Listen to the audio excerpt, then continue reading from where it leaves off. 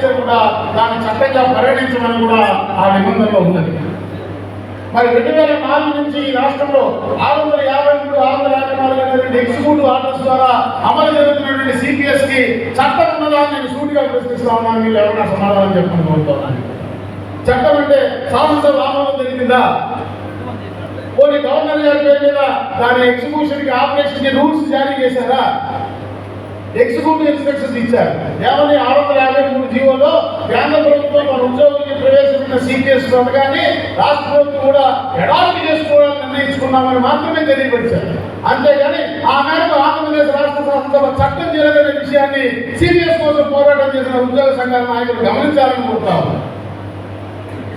ఈ విషయం మేము 2023లో ఆంధ్రప్రదేశ్ ఉద్యోగ సంఘం లేవనెత్తే వరకు ఈ రాష్ట్రంలో ఎవరు గమనించారు.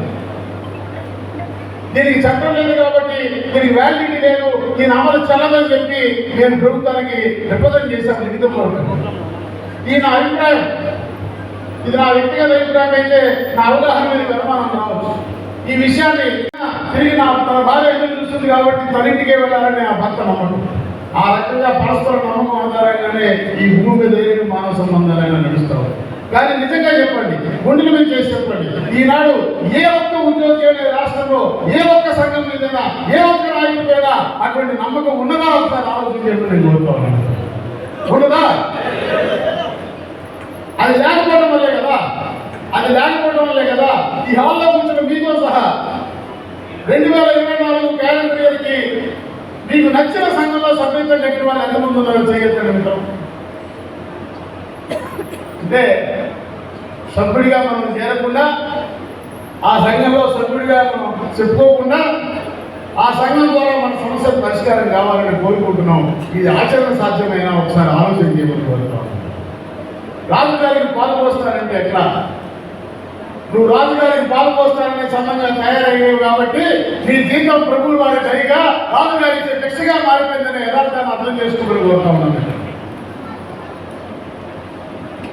ఏనాడైతే జనవరి 1వ తారీఖు మనకి సంబంధం లేదు, మనకి కానీ ఆంగ్లేయ కల్చర్ నూతన ఆంగ్ల క్యాలెండర్ రోజు యాపకొండ కమలాకొండ కొట్టిన అధికారి దగ్గరికి వెళ్ళడానికి లైన్లో నుంచి ఫోటో చేయడానికి ఇచ్చే ఆత్రం, మీకు నచ్చిన మీకు నమ్మకం ఉన్న సంఘ నాయకులు ఆ సంఘం దగ్గరికి వెళ్ళి కోశాధికారి దగ్గర 100 రూపాయలు రసీదు కట్టి నంబర్ ఆఫ్ స్టూడెంట్స్ అసోసియేషన్ గర్వంగా తలెత్తుకునే రోజు మీరు వస్తుందో ఆ రోజే మీ సంక్షేమం బాగుపడుతున్న విషయాన్ని మనం చేస్తా ఉన్నా. రాజకీయ పార్టీ మేనిఫెస్టోలో హామీ ఇచ్చిన కాదు అనే విషయాన్ని అర్థం చేసుకోవాలి. ఇలా మనం తయారయ్యాం కాబట్టి మనం చూస్తూ ఉన్నాం. మీరు సిపిఎస్ రాజకీయ హామీ అంటాం. మన ఇచ్చేటువంటి ఇన్స్టిట్యూట్లో ఉన్నటువంటి ఫ్యాకల్టీ ప్రొఫెసర్స్తో కూడా ఈ జీతం డబ్బులు కూడా రాజకీయ హామీగా మారిపోయినటువంటి దౌర్భాగ్య స్థితికి మనం నెట్టివేయబడడం. ఇది వాస్తవంగా ఒకసారి ఆలోచించడం. మరి దీని నుంచి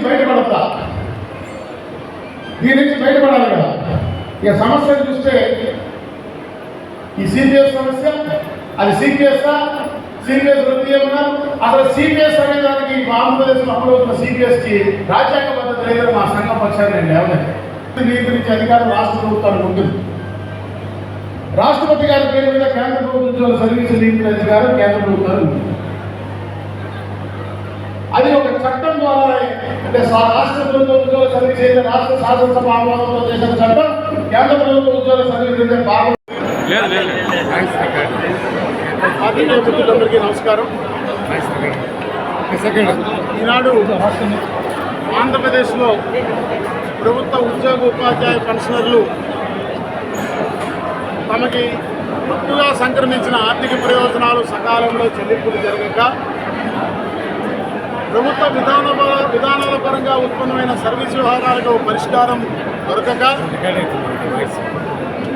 తమ తరపున ప్రాతినిధ్యం వహించాల్సిన ఉద్యోగ సంఘాల వ్యవస్థ సమర్థవంతంగా ప్రాతినిధ్యం వహించకుండా 1వ తారీఖు జీతాలు పెన్షన్లు చెల్లించకపోయినా ఆహా ఓహో అంటూ భజన చేసే పరిస్థితికి ఎప్పుడైతే ఉద్యోగ సంఘాలు దిగజారిపోయిన నేపథ్యంలో వేలాది కోట్లుగా పేరుకుపోయినటువంటి బకాయిలు చెల్లింపు ఎలా సాధ్యమవుతుంది, ఏ రకంగా చెల్లిస్తామని ప్రభుత్వం స్పష్టత ఇవ్వని పరిస్థితుల్లో ఓ పక్క చూస్తే ప్రతి నెల జీతభత్యాల ఖర్చు కోసం అయ్యేటువంటి 5,500 నుంచి 6,500 కోట్ల రూపాయల చెల్లింపుకే గగనమవుతుంటే, మరోపక్క సంవత్సరం నుంచి ఆల్రెడీ మాకు 12వ వేతన సవరణ బాకీ ఉండగా 11వ వేతన సవరణ బకాయిలు ఈ రోజు వరకు చెల్లించకపోగా డిఏ బకాయిలు చెల్లించకపోగా మా జీపీఎఫ్ లోన్లు అడ్వాన్స్లు మాకు ఇవ్వకపోగా మెచ్యూర్ అయినటువంటి మా ఏపీజీఎల్ఏ ఇన్సూరెన్స్ పాలసీ డబ్బులు మాకు ఇవ్వకపోగా సంవత్సరం 2 సంవత్సరాలు బట్టి పెండింగ్ ఉన్న సరెండర్ లీవ్లో ఏదో మొన్న 1-2 కొంతమందికి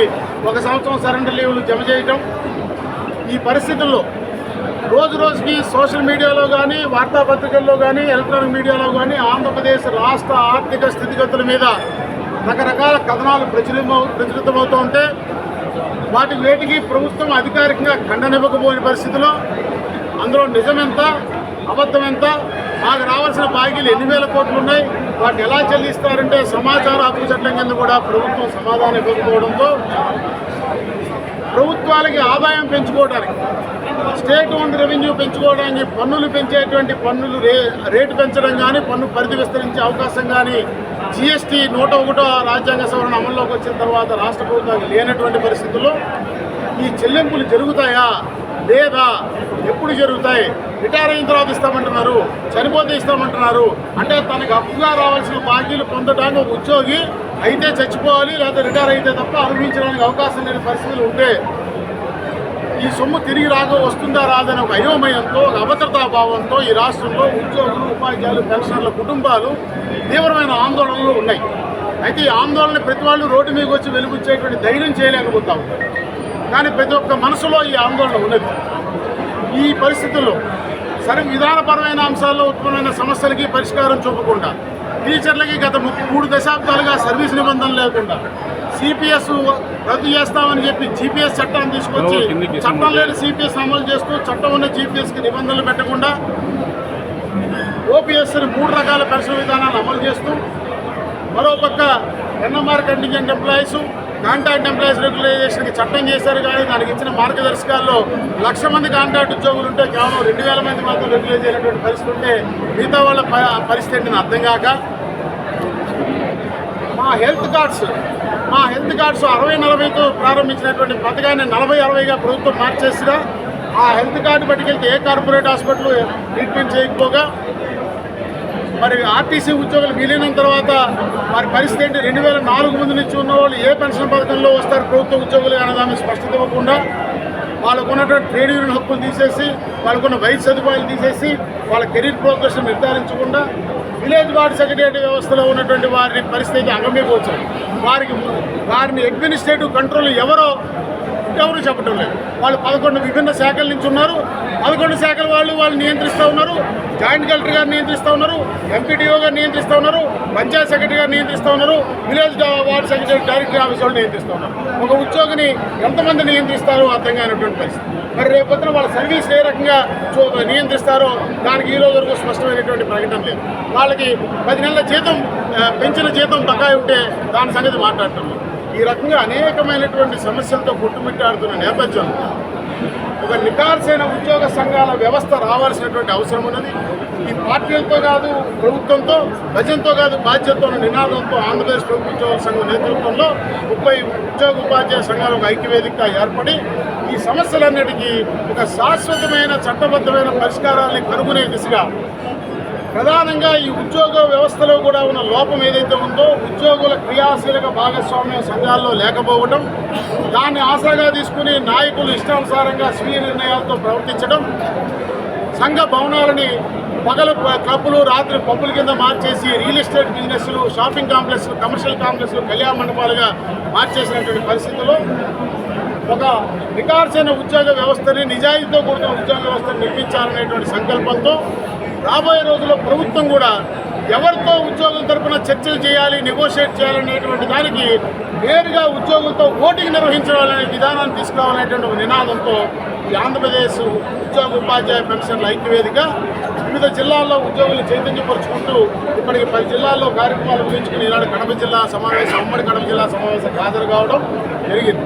ఈ సందర్భంగా ఈ ఉమ్మడి కడప జిల్లా ఉద్యోగ ఉపాధ్యాయులు ఉన్నటువంటి నిర్బంధాలు, దుష్ప్రచారాలు, ఈ మోడల్ కోడ్ అమల్లో ఉంది కాబట్టి మేము మా అంతర్గత సమావేశం జరుపుకోకూడదని మా ప్రత్యర్థులు చేసినటువంటి పబ్లిసిటీకి కూడా భయపడకుండా మెచ్యూర్డ్గా చట్టాల మీద అవగాహనతో రాజ్యాంగం కల్పించినటువంటి అవకాశాన్ని సమూహాలుగా ఏర్పడటం, సమావేశాలు జరుపుకున్న హక్కుని ఉపయోగించుకుని ఈనాడు వేలాదిగా తరలివచ్చినటువంటి ఉమ్మడి కడప జిల్లా ఉద్యోగ ఉపాధ్యాయ ఫంక్షన్లందరికీ నేను ఐక్యవేదిక పక్షాన కృతజ్ఞతలు, ధన్యవాదాలు, అభినందనలు తెలియజేస్తూ స్థానిక నాయకత్వాన్ని కూడా నేను మనస్ఫూర్తిగా అభినందిస్తూ వీరి స్ఫూర్తి తిరిగి ఈ రాష్ట్రంలో ఉద్యోగ వ్యవస్థ పూర్వవైభవాన్ని సంతరించుకుంటుందనే నమ్మకాన్ని కలిగించిందని కూడా మనవి చేస్తూ మరొక అప్పీలు ఈ సందర్భంగా ఈ రాష్ట్రంలో ఉన్నటువంటి అధికారులు, ఉద్యోగులు అందరికీ చేస్తూ ఉన్నా.